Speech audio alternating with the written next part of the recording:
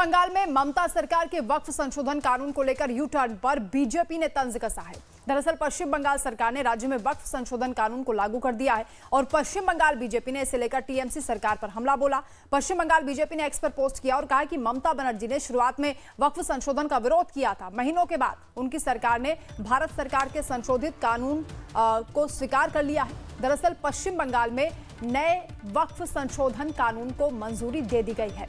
राज्य के अल्पसंख्यक विकास विभाग ने डीएम को 5 दिसंबर तक 82,000 वक्फ संपत्तियों की जानकारी को सेंट्रल पोर्टल पर अपलोड करने का निर्देश दिया है। वक्फ संशोधन विधेयक 2025 इस साल अप्रैल में संसद के दोनों सदनों से पास हुआ था।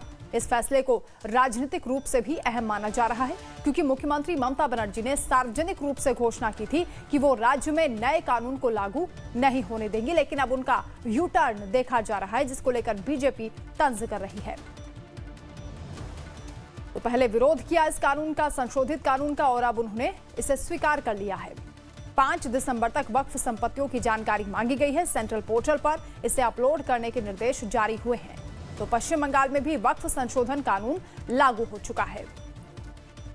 पश्चिम बंगाल में नेता विपक्ष शुभेंदु अधिकारी ने भी वक्फ संशोधन कानून लागू किए जाने पर ममता सरकार पर तंज किया और क्या कुछ कहा, सुनवाएंगे।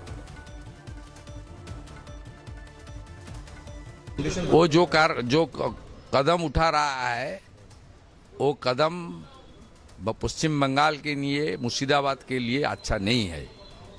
जो वाकफ अमेंडमेंट बिल को लेकर जिस तरीके से धुलियान शामसरगंज में, मालदा में हिंदू पलायन हुआ और जिस तरीके से किलिंग हुआ उस वक्त हरगोविंद दास, चंदन दास से लेकर अब तक मुर्शिदाबाद में 17 कंपनी सेंट्रल पैरामिलिट्री फोर्स है कोर्ट का ऑर्डर में, 8 कंपनी सीआरपीएफ और 9 कंपनी बीएसएफ। उसका वो जो देखिए, जो अपने धर्म पालन करने के लिए मंदिर, मस्जिद, गिरजा, चर्च, गुरुद्वारा हो सकता है, लेकिन नामकरण और डेट सिलेक्शन जो किया है ये बहुत खतरनाक कदम उठा रहा है।